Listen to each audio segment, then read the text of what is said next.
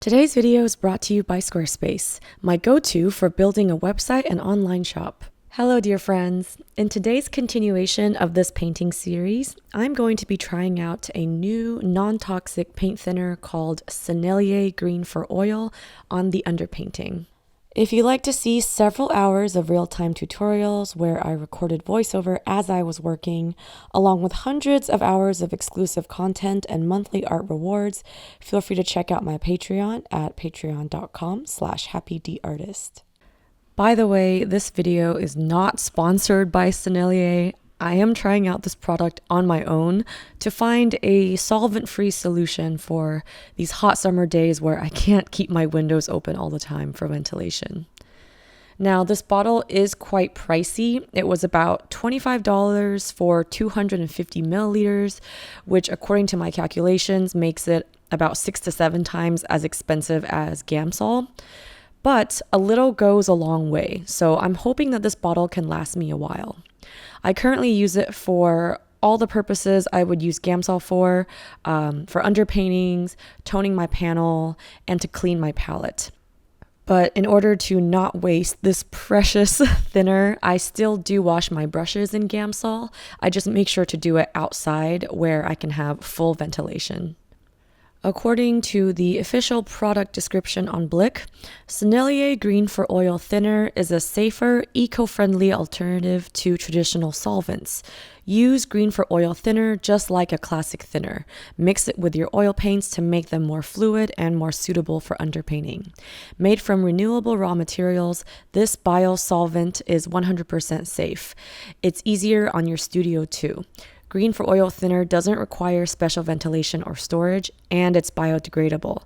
Traveling artists will appreciate being able to carry Green for Oil on planes. It's not restricted like other products. And adding on another description I found from their Jerry's Artorama product listing, they say that these biosolvent-based additives are created from sustainable raw materials such as vegetable oils and grain. Okay, so you might be wondering, why am I all of a sudden so concerned with toxicity and solvents and all that stuff? I have to guiltily admit that prior to these past few years, I hadn't thought much about the toxicity of Gamsol and solvents and how to properly ensure a safe painting environment. In fact, for many years in the beginning of my at-home painting journey, I often worked with a jar of Gamsol open, no lid, for hours on end without opening any windows in my studio or ensuring proper ventilation. Oops. Just because at the time I didn't think to research too deeply into that topic. I thought that Gamsol, it said it was safe for the classroom, so I assumed it was safe to use. But when I started going to art school, there was lots of discussion around classroom safety and always keeping our giant industrial vent on and keeping everything, well ventilated. And we also have a big open classroom, so that automatically makes it a lot safer than just like a tiny small studio at home. So then I started to realize that perhaps painting with Gamsol in my tiny guest bedroom size studio was not the best approach. So when it was time to paint at home, I would always keep my windows open and had a fan blasting, which did make me feel a little bit safer about the ventilation. But then it got super hot in the summer and I needed to close my windows to turn on the air conditioning. So that's when I started looking for non-toxic alternatives. But for what it's worth, in general, if you avoid eating your oil paint, you avoid rubbing oil paint all over your skin, and if you just paint in a room with good ventilation, oil painting is not dangerous or toxic. Also, when I went down a rabbit hole of paranoia about painting safety and I was researching everything extensively, I found the official toxicology report for Gamsol, and it does say that Gamsol is minimally toxic, so please don't panic. I'm not saying that everyone has to go out and splurge on the most expensive, non-toxic versions of oil paint. I'm not saying there's any reason to start avoiding oil painting. It's honestly not as bad as maybe the reputation leads you to believe it might be. Gamsol is already leagues better and safer than like turpentine or old school methods of thinning your paint. And also in general, just like I said earlier, if you avoid eating or absorbing your art supplies and just keep your room well ventilated, wash your hands, you're good. I'm simply just exploring this non-toxic alternative, partially because it's fun and also partially because I don't always have the ability to keep my windows open. Okay, now let's talk about the actual underpainting. I'm attempting to do what is called an ébauché, which is kind of a preliminary color sketch with thinned paint.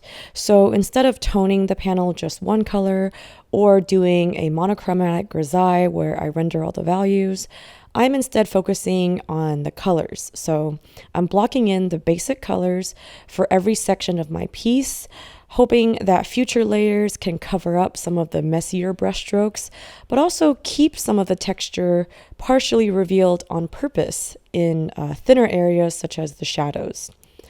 During this process, I noticed how the Sennelier Green for oil made the paint very easy to spread, and it almost felt like luxurious and buttery compared to Gamsol. But I had to be very careful because it does increase the drying time, so I only used a very tiny drop every time I mixed it into my paint. With Gamsol, this ébauché would have dried overnight, but with the Sennelier Green for oil thinner, it took around 2 to 3 days.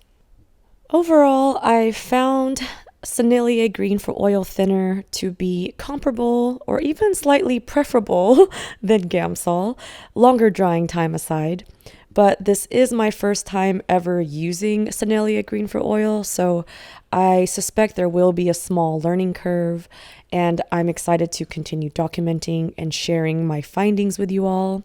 If you have a favorite non-toxic Gamsol alternative or a non-toxic medium that you like to use, feel free to share it with me. I'd love to give it a try. And as always, thank you all so much for watching, and stay tuned for part 3 of this painting series coming up soon. And of course, you guessed it, my eternal never-ending sale is still going on in my shop, so if you'd like 20% off your order of prints and originals, just enter the code HOLIDAY at happyd-artist.com. And if you're interested in learning more about how to paint and draw, I have lots of art educational content on my Patreon page, including exclusive video tutorials, step-by-step photo tutorials, live streams, podcasts, and even surprise art gift boxes, all available at patreon.com/happydartist. I'd love to have you join my Patreon family. A big thank you to Squarespace for sponsoring this video and supporting the art community. Squarespace is the best platform to create a professional website and online shop. Their beautifully designed templates are easy to use for beginners and look great on both desktop and mobile.